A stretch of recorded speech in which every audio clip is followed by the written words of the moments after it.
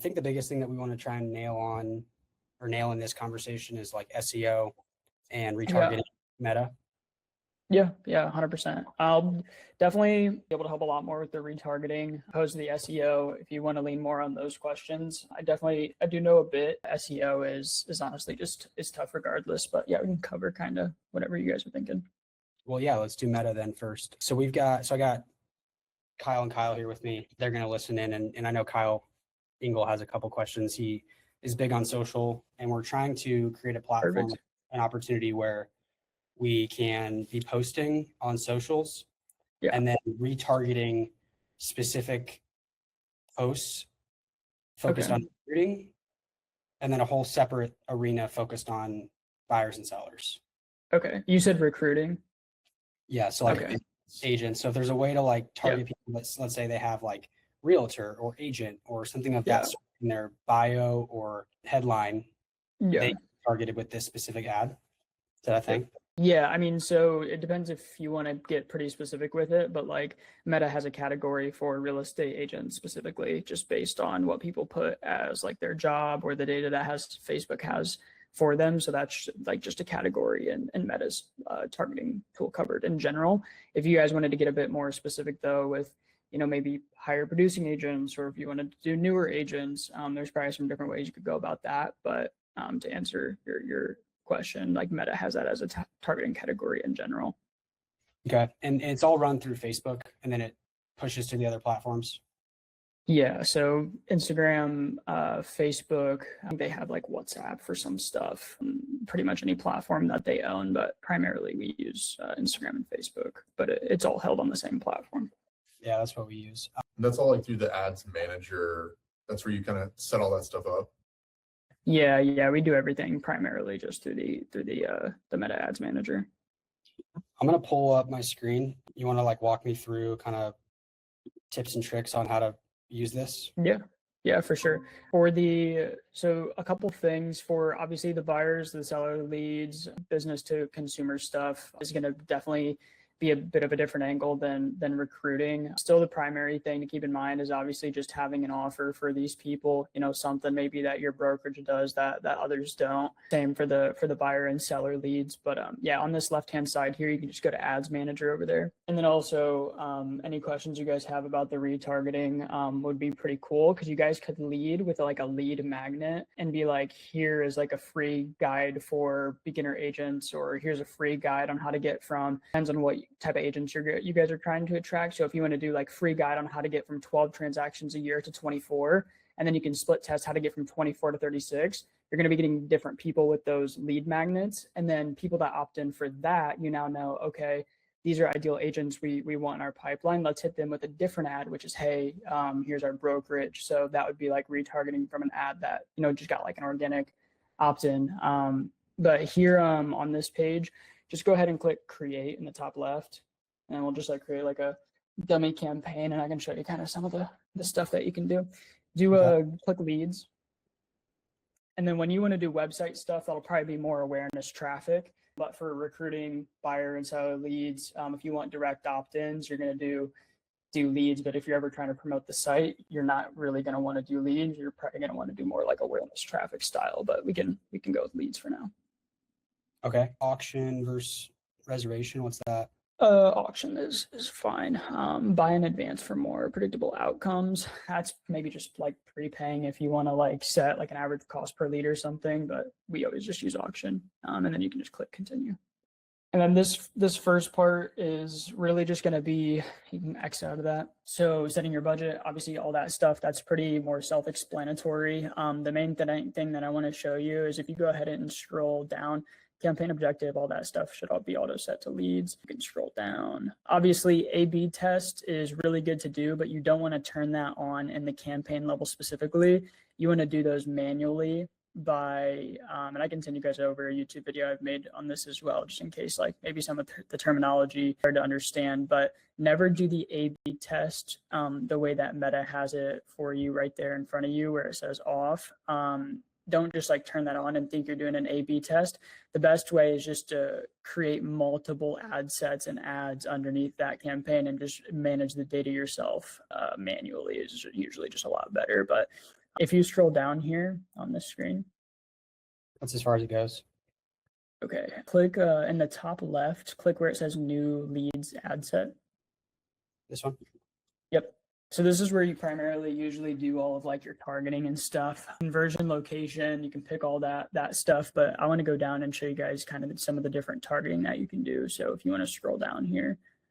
So would it be, this instance, conversion location would not be the website. It would be, we do instant forms, which are native on on Meta, and you see that instant form option there. That's by far going to have the highest conversion because it keeps them on the platform. It doesn't take them outwards, and then once they're done with the instant form, you can still send them to your site. So it doesn't even matter. Like if you do want to get them to your site eventually, you can have them fill out an instant form first, which grabs that info that you need to do all your retargeting, reach out to them, whatever it may be, have a sales rep reach them or whatnot. And then you can also send them to your website after they fill out that form. But go ahead and scroll down here. Audience. So audience, that's where you can do your retargeting and stuff where it says use a saved audience. So that's where you can do two things with an audience that you upload, which is basically there's two different types of targeting you can do, retargeting or lookalike audiences. Lookalike is you're going to give Meta a list of 1,000 people. It has to be 1,000 minimum. And you can tell it, hey, make a lookalike audience of these 1,000 people based on the 1,000 people's data I gave you. And you can tell it how narrow or broad you want it to be. You can tell it if you want it to be 1% to 10%, 1% being as tight as humanly possible to that 1,000 people, 10% being a lot more broad, like, you can kind of make it a lot more flexible, less like that 1,000 people essentially, and basically make it manufacture a new list of people from that 1,000, say take it to 25,000 of people that may be like that group of 1,000 that you uploaded. And so that could be a good use for, let's say, qualified agents. Let's say you guys were able to scrape together a list of 1,000 qualified agents and you want that list to be 25,000, 50,000, whatever you need that number to be. You can essentially amp that up without actually having that data and Facebook just having that data. And then retargeting will be, I want to retarget these 1,000 people specifically. I only want my ads to hit these 1,000 people that I actually have in my retargeting campaign, which is where you can get pretty creative with retargeting. Is like, let's say someone opts in for that, how to get from 12 transactions, 24 transactions. They make it to the page to opt into that book or that pamphlet or whatever it is that you create, or maybe it's just a YouTube video. That would be the easiest, most low effort way is maybe create a YouTube video, and you can set up a retargeting thing that shows like, it's a video of you saying, hey, I saw you checked out my YouTube video on how to get from 12 transactions to 24 transactions. Just wanted to do a little bit more introduction on myself. I'm Jared. We run a brokerage here in Indianapolis. And the only reason they're getting that ad is because they've already opted in for your previous ad, and it's a lot more targeted and it almost feels like you're speaking to them. That's more retargeting opposed to, cold. You wouldn't be able to say, hey, you checked out my thing because they never saw anything on you. So that would just be like, I'm sure you guys have maybe opted in for a book or something somewhere and someone pops up and they're like, hey, I saw you were checking out my book, but you didn't buy it. That's them essentially retargeting you, because it's a lot easier to sell someone that has already had interest previously than wasting that marketing dollars on, a completely cold, brand new contact. So that's where you probably try using that retargeting. A lot more effective, I'd say, probably for the recruiting than the buyer and sellers, just because there's so many buyer and seller leads out there. So tell me if I'm totally crazy, because I don't know this world. That's why we're trying to learn it. If you're a buyer, a seller, or like an agent, my thought was, if I have, let's say I do for a buyer or seller, let's say it's buyer.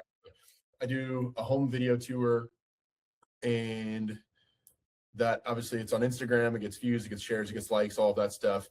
Are we to like dial it into the point where it's like, if you clicked this video to watch this video or send it to a friend or any interaction on that video tour, now you're going to be retargeted with like, hey, it's Kyle Lingle, if you're thinking about buying, the spring market's approaching, and it's just a targeted video to them because of retargeting. Is that how that flow would work? And then it's same thing like for agents that are clicking our like Live Indie Instagram page that are not a part of our brokerage. Now we're able to retarget them a message of, whatever the problem we're trying to solve for them would be in that video. Yeah. Yeah, great question. So from my knowledge, I don't know if there's a way that there might be something more native in Meta. I don't know if it's as simple as Facebook page view. I think there might be, because you guys might know of, like, you can set up a pixel on your website, which will tell Facebook, hey, someone visited my website, which would make sense for them to have a much easier version of that, which is just native to Meta that they already have built in themselves, which is, hey, if someone clicks on my Facebook page, I can look for that. If it'd be anywhere, it'd be in the retargeting settings. But from my knowledge, I don't think you can target someone just based on the fact that they clicked your page, be like, hey, hit this person more. I think Meta's algorithm just does that naturally. Like, Meta's backend algorithm is probably looking at that for you. Like, hey, retarget people that have clicked on this person's page. I would just assume that their algorithm's already doing that. And so if they don't have it as an option, it's probably because that's just what their AI is already doing. So, for example, we're in Indiana, and there was an agent in like Florida, and she had like I don't know if it was a sponsored story or whatever, but Yeah. I didn't know who she was, so I clicked the story. It just popped up on my stories as I was scrolling through. I clicked it. She's a local agent, and then it took me to her Instagram, and it was like, she's in Florida. And then after that, I had like 4 or 5 other agents all of a sudden in my story flow that were like just advertising themselves.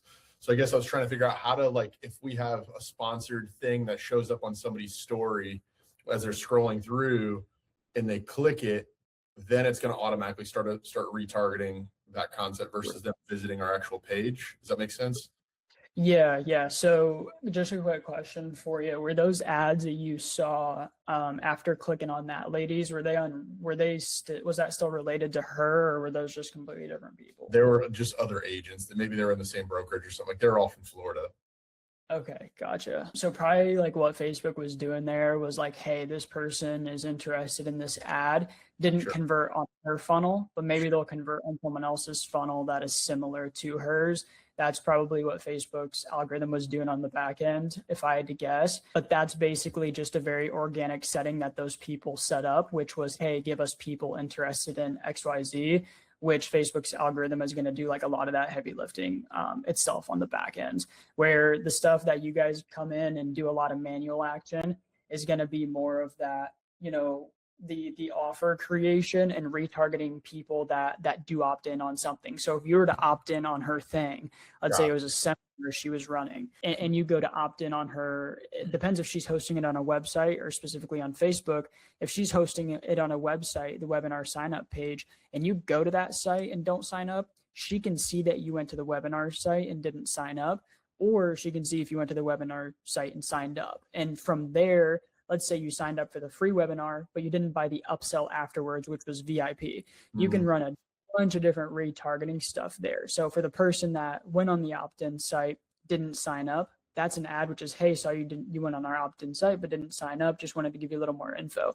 Someone that opted in, did sign up but didn't take the upsell, hey, saw you signed up for the free webinar, super excited to see you there, but I did see that you didn't get VIP, just wanted to run you over the benefits. And then for the person that did get VIP, maybe it's just selling them on the fact of actually showing up, and then maybe nurturing them for a $5,000 package. Maybe they're going to pitch at the end of the seminar. So that's different retargeting you'd be able to do, once they actually do some opt-in steps, would be a lot more powerful. But for as simple as just targeting someone that might be interested, Facebook's usually going to do like a lot of that on its own.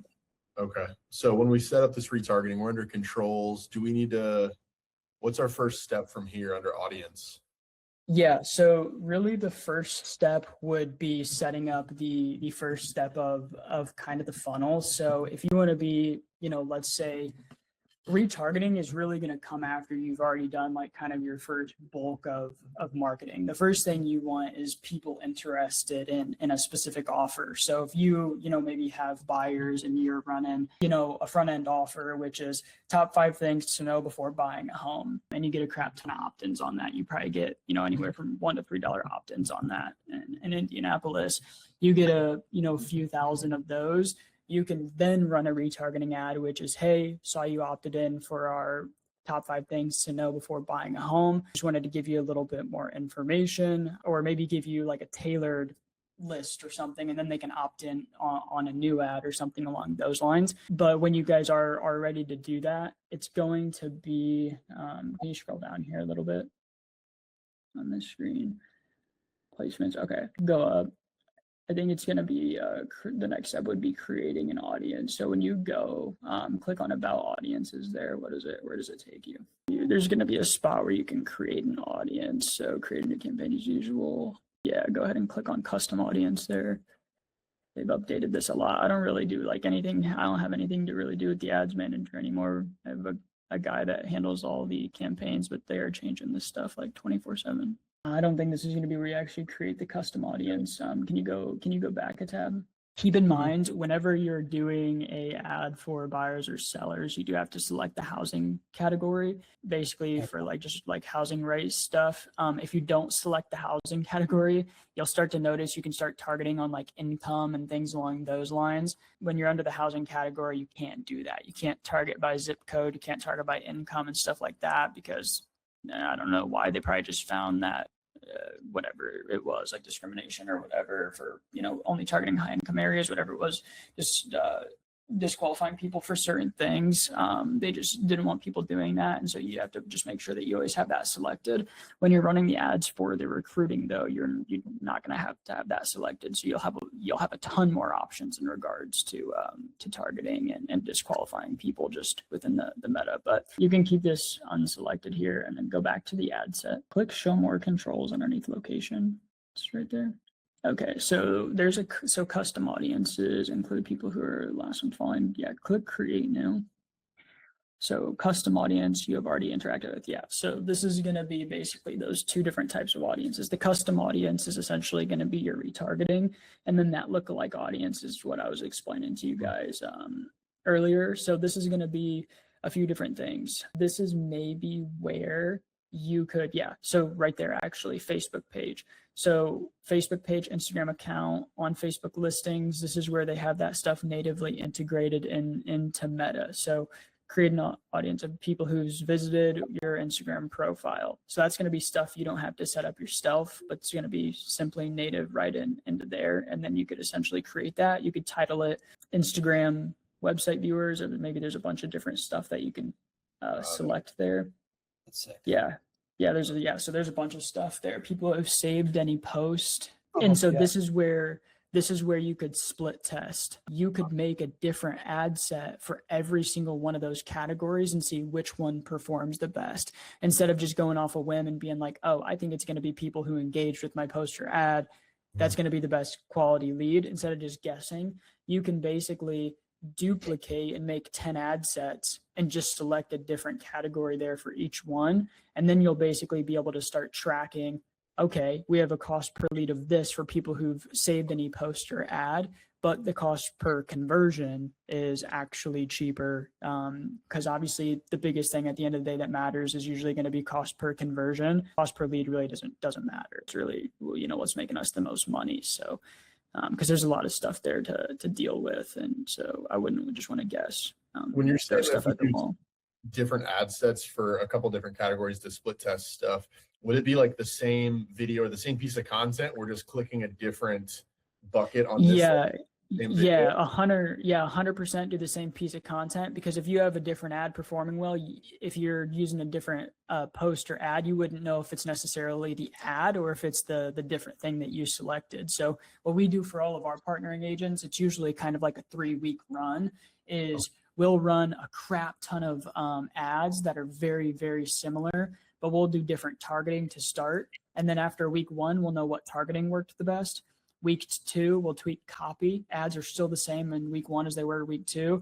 Once we have our copy and our targeting, we know that tested best in what market. Then week 3, we start tweaking with pictures that are performing the best. So you always want to make sure you're just changing one thing at a time, so you know what's actually affecting the performance of your metrics. And if you want to know like super easily how you can do this really efficient, Jared, if you want to exit out of this pop-up here real quick, what you can do is when you're on this ad set level, you can make sure you change everything to what it needs to be other than the type of audience that you want to target. And then including the ad level and everything. So on the ad, make sure that, you set the ad up. Everything needs to be exactly how you want it, other than the audience. And then at that 3 dots up there on the ad set, on that top left, the 3 dots over on the left right there, click that. You can basically, once you get it all set up, it won't let you now because it's not finished. But once everything's filled out, you just quick duplicate and then change the type of thing that you want to be targeting people on. Quick duplicate and then rename the ad set to like Facebook page, post saves, and favorites. So you know exactly what you changed on that ad set. And then at the end of, a 1 week, 2 week test, you just go to your metrics and you'll be like, okay, clearly the ad set with this name is doing the best. And then after that, you can basically just go all in on that one thing. And now you don't have to probably test it again for another month or 2. When you're talking about like test data and like models, how much should we anticipate? Let's say we want to do, like, I'm focused on the recruiting thing. So let's say we want to do a recruiting post and we want to push out, let's say 3 different types of engagement. So people that engage with our Facebook, people that engage with our Instagram, and then let's say a lookalike audience or a custom list of people that we upload, which we have like 3,000 realtor emails we can upload. Yeah. If we do those 3, how much money should we be spending in each of those to get a good idea on if it's going to work or not? Is there like a threshold that you think is a minimum? Yeah, great question. So Facebook a lot of the times will tell you, hey, do this for this result. It really doesn't matter. We've had a bunch of different numbers work. Really, any budget can work. You can do $10 a day. You can do $100 a day. The difference is just going to be how fast you get the data. If you want $100 worth of data, spend $100, you'll get it in 1 day. Spend $10, you'll get it in 10 days. It's not necessarily going to affect the results. It's just going to get it to you faster. Facebook doesn't work off of a bidding war like Google. You pay per 1,000 impressions, so the price is going to be the same for the results regardless. So it really just depends how fast you want to get that data. I would say if you give it more than a day, you might possibly give the algorithm a bit more time to maybe learn off your ads and learn off the engagement. So if you're like, hey, I know I'm going to spend $500 to get this testing done, maybe don't spend it all in 1 day, maybe stretch it across a week. But I would say the total amount of money, you're willing to invest in getting that data, just spread it across a week. I would say, obviously, the amount of data you have is important too, because, $100 worth of data is going to be better than 10 because it's going to show you if the data is even consistent or not. Like we've had campaigns where, we'll be getting 50-cent leads within the first 3 days. Then another 5 days rolls around and our average is back up to $1.50 or something like that. So you want to make sure you're at least also running it long enough to actually get some good legitimate data. So really, I would say, probably no less than on your recruiting stuff. If you're going to be running 3 different ads, give each of them probably about $100 worth of data. So I'd say 300 in total. Probably just spread that over a week, 7 days. It'll give you a good amount of data, and you're spending a decent amount of money. And I'd assume for those recruiting ads, because there's less agents, really the only numbers I can go based off is what I know, which is dealing with a lot of home buyers and sellers. There's obviously a lot more of those than agents. I'd assume your cost per 1,000 views is going to be anywhere around maybe $50, $75. Could be a lot lower, just taking a guess. And so that'd probably give you around like 6,000 impressions across all of those ads, about 2,000 each on average. Okay. With 3.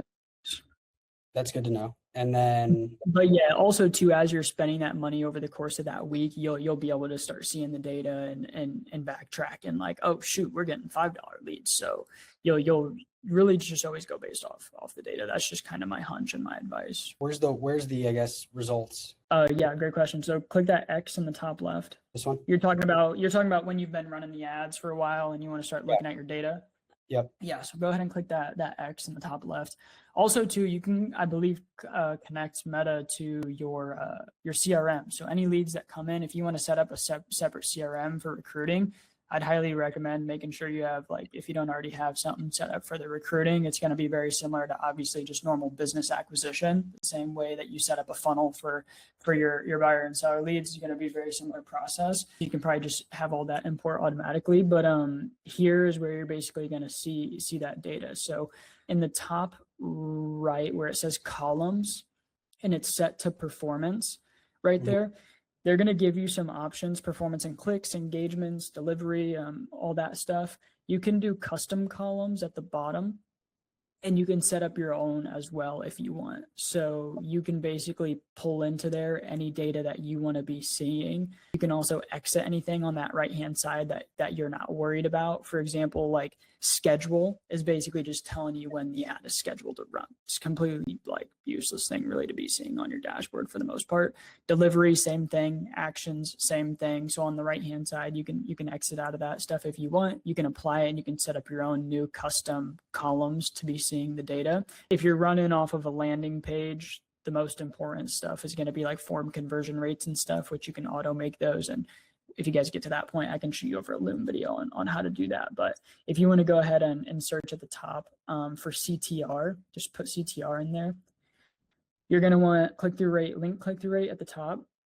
That's going to tell you the rate that people are actually clicking like learn more or book now, like the actual button on your ad.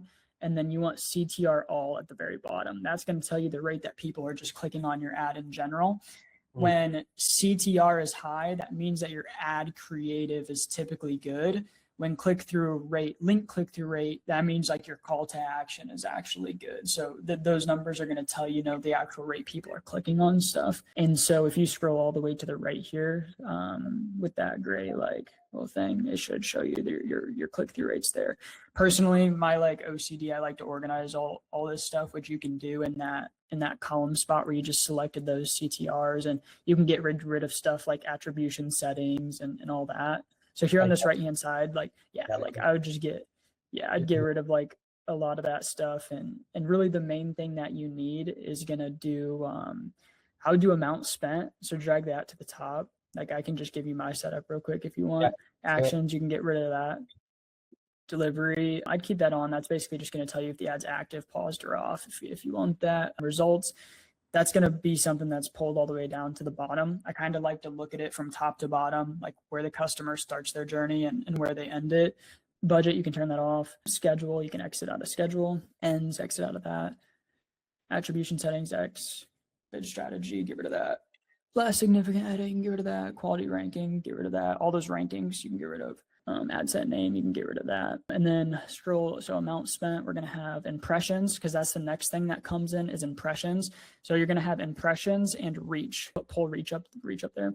Reach is going to be the amount of individual people that have seen your ads. Impressions is going to be total views. Someone could have seen it 5 times. So that's all 5 of those are going to count as an impression. Reach is individual. Facebook charges based off impressions. So 1,000 impressions typically. Yeah. But hopefully, Facebook is only showing it to someone again, because now they think that they could actually, become a buyer or something. But delivery, you can exit off of that one. And then reach. So what else do I have after that? Let me pull up one of my, let me pull something up here. So while you're doing that, I'm just trying to visualize what this looks like. So when we're doing a retargeting ad and there's a call to action on there, is there a call to action like for them to click a link, or like what is the CTA, I guess? How do we create that? Sorry, I accidentally just left you guys. Can you re-ask that question? Yeah. When we're doing a call to action and we're retargeting, we do pitch, a buy, sell, or join us. Yep. Is this, I guess, 2 questions, is where does this show up, this retargeting? Is it primarily on their story, primarily on their grid, a combination of both? And then regardless of where it's at, what's the call to action if it's a form, like click this to get your 12 to 24 transaction guide? Like what's the link? Do we have to create a link, or is there one that's going to, I guess I'm just not sure on that piece of it. Right. Yeah. Great question. So I can show you that, what exactly that would look like. To answer your question without showing you, basically where people are going to see these ads, you get to completely pick. So there'll be a section on that ad set level, which is called placements. What we primarily do is just Instagram feed, Facebook feed, and Facebook Marketplace for our buyer and seller leads. For your recruiting, really, it's going to be pretty much, as much stuff as really you can. You can also let Facebook do the placements for you. Personally, we just have so much data behind what we have. We don't. We do Facebook posts, Instagram posts. You can let Facebook do it for you if you would like. If you just don't care to really put the time and energy into it, which is completely fine. Like it's just let Facebook do their thing. Then you can do that, or you can select where they're seeing it if there is specific spots. which is also good to keep in mind depending on how you build your ads, right? If you build your ads in just a square format, those are going to be best for Instagram posts, Facebook Marketplace. But if you build your post in a Reels format, then obviously you aren't going to be able to use a square ad in Reels most of the time, or they either won't let you run it because it doesn't fit the thing, or it's just going to look really weird. So just keep in mind when you are doing that. But let me pull this up. Okay, CPM. So go ahead and search CPM up there at the top. That's going to actually tell you what Facebook is charging you per 1,000 views. So it's different in every single industry there, but that's basically just for them to tell you. I drag that above right under amount spent, and then impressions, reach, and then go ahead and search clicks. It's going to be clicks all. Yep. And then scroll up. We're going to do link clicks, not that one right there. Scroll up a little bit more. Or yeah, maybe it is that one. Do link clicks as well. Clicks. Link clicks, and then we have cost per result. That one's already over there on the right hand side. So how I do the setup is going to go ahead and be on that right hand side. Can you scroll up a little bit? So we have amount spent, CPM, impressions, reach, and then I have after clicks. Go ahead and pull the CTR up there underneath clicks, CTR all. Yep. And then after link clicks, we're going to do the link click-through rate, drag clicks underneath reach. Yeah, right there. Yep. So then it goes reach, clicks, CTR, and then link clicks, drag that underneath CTR all. Yep. So then you have your clicks, your CTR. Basically, your CTR is going to tell you the rate that people are clicking on it. So you don't have to, calculate that manually with your clicks. Your link clicks, that's going to tell you the rate that people are clicking on the link, which is going to be that learn more button or whatever, essentially that CTR. And then your cost per result and your results. I like to have results above cost per results right there, just because results comes first, but up to you. And then that's pretty much everything. If you guys get to the point where you're doing, actually, let's do that. So go ahead and exit off of, click that back button in the top left. Actually, I don't know if that will, okay, perfect. Do custom right there, and then do create custom metric. We're going to call this form CVR. This is going to be the rate that people that click your CTR are actually opting in on your form. So are actually filling out your lead form. It's a CVR. CBR? V as in like valley. Yep. So basically what this is going to be is up at the top, click leads. Yeah, select metric and do results, search for results. Yeah, leads. This one? Yep. And then do divided by, click after the leads icon, make sure it's there, and then do divided by link clicks, select metric. And then you're going to do link clicks. Yep, perfect. And then you basically can create that metric bottom right. And what that's going to do is tell you the rate that people are clicking on your CTR and actually filling out your form with their details. So go ahead and just select that. Yep. And then drag it all the way down to the bottom. Perfect. And then apply. And then if you want, it'll just say custom up there at the top. You can name it something if you want. This is my ideal perfect setup. You can basically see everything from top to the bottom from your ad. So you can see impressions to reach, to clicks, to link clicks, to actually filling it out. So you can see the entire process of your ad, and you can see all the numbers. Those numbers will be basically from high to low. Clicks is usually highest, link clicks next, results obviously after that. And to answer your question, it was Kyle, right? Are you guys able to hear me? Yeah, I can hear you. Yeah. Perfect. It was Kyle in the back, right? You got it. Okay, so go to ad sets, and then you can just click edit or something there down there on the bottom section. This right here? It might be froze for me. Yeah, just go down a little bit where it's kind of highlighted green or whatever and click edit. Yeah, edit right there. It pops up when you hover over it. Yeah, it's on the green bar. Yeah, right there. Perfect. And so scroll all the way to the bottom here. So this is that placements that I was telling you about. So if you have Advantage Plus on, it's just going to do the placements for you, which we have that turned on in the campaign level. But if you turn that off, that right there is where you'll be able to essentially control all that stuff and select the different types of placements you want. Or basically just like the form. Link or whatever it is. So it's going to be, where's your ad showing? So essentially, do you want it showing on Reels, or do you not want to waste marketing dollars on Reels? Do you want it showing on Facebook Marketplace, or do you not want to waste marketing dollars on Facebook Marketplace? So we see works best for our buyers and sellers. And honestly, even the ads that we run for the agency, we love to just stick to normal Instagram feed, Facebook feed, and Facebook Marketplace. So that's going to be just normal feeds, no Reels, no stories, nothing along those lines. If you guys want to do stories, obviously stories, will get you conversion. Stories are pretty good. We just don't do any stories. We've just always stuck to normal Instagram feed, Facebook feed, Marketplace. But that's basically where you'll be able to select all that stuff. How do I turn off Facebook Marketplace? Go ahead and go to the campaign level. Oh boy. Where's that at? Where's that at? Campaign, just basically the three sections of an ad are going to be your campaign, your ad set, and your ad. So the campaign is just, that first part. This is basically where Facebook just wants us to select all the, the baseline stuff. So what we want to do is we want to turn off advantage. We want to turn the advantage plus off. Oh, right there, very top right where it says on. I know there's a spot you can turn it off, but if you wanted to get rid of Facebook Marketplace, we'd need to turn that off. Because basically what that advantage plus leads campaign is doing is telling Facebook, hey, optimize as much stuff as you can just on your own. I don't want to do any of it. And so they're just doing the placements for you. Scroll back down though. Go back to campaign real quick. Campaign budget.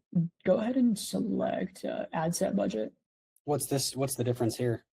So the difference there with campaign budget and ad set budget essentially is, what's the best way to explain it? So campaign budget is, let's say you have 3 ads and you want to use campaign budget.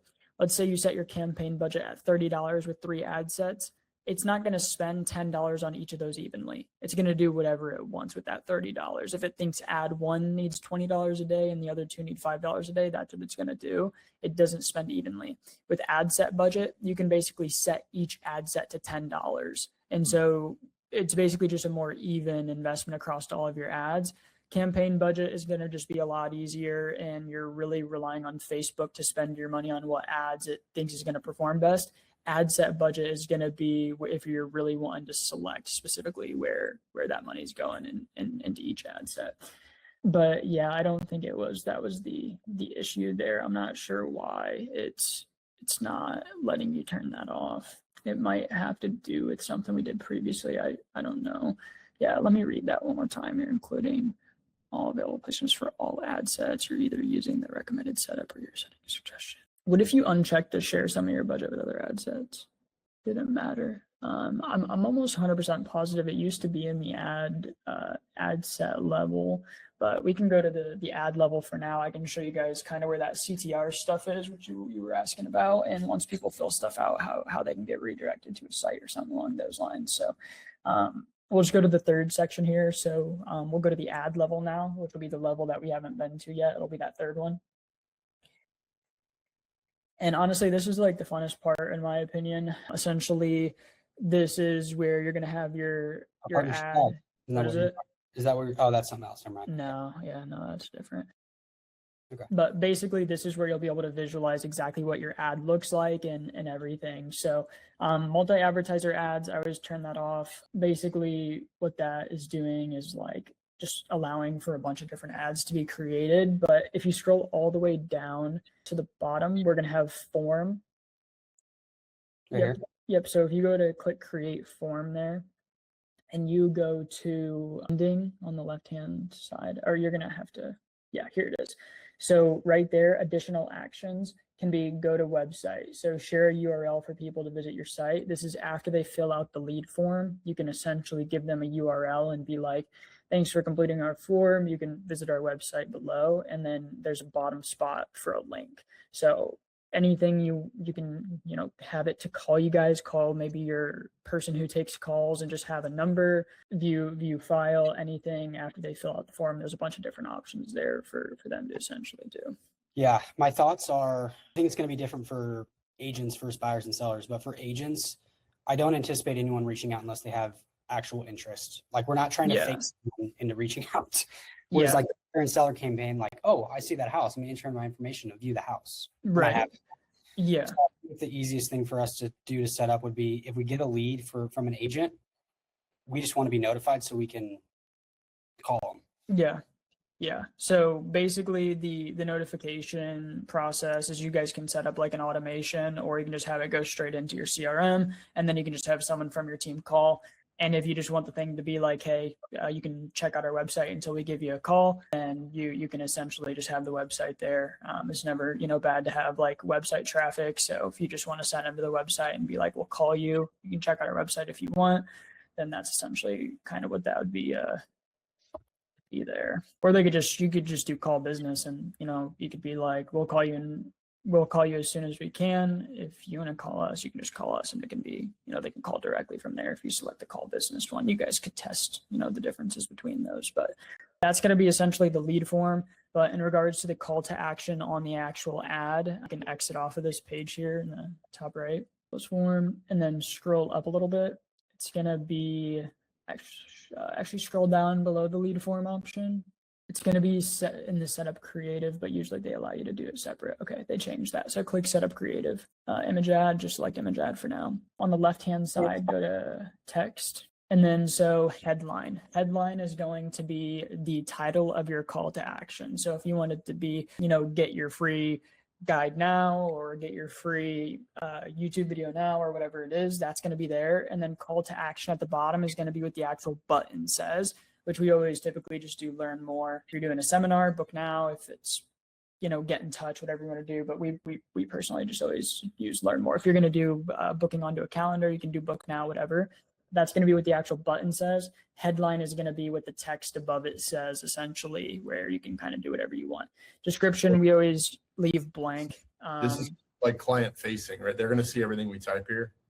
Yeah. So if you once you're all done with this, if you want to exit out of here real quick on this tab, you'll be able to see the entirely finished version. If you scroll up a little bit, it's going to be right there. So your whole finished version is going to be right there where it says Facebook feed with that photo. Once you upload an image, you start doing all your primary text, all your copy, everything, you'll be able to see exactly what it's looking like on their end. And you can even share a link with yourself as well to see it on your own phone. Okay. Like in Facebook. Automated lead delivery, you can set up a Google Sheet. That's cool. Okay. Or a CRM. Okay.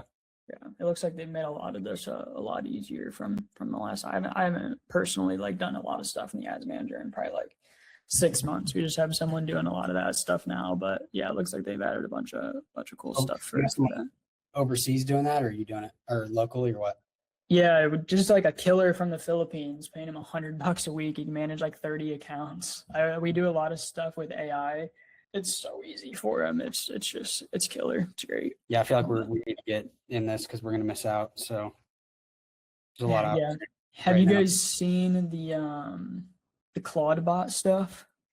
Yeah. Yeah. One of my roommate just bought the iMac Mini or whatever, and he just has it set up on its own monitor. And he's feeding it a bunch of information right now, and it's just doing stuff on its own. It's kind of crazy to see.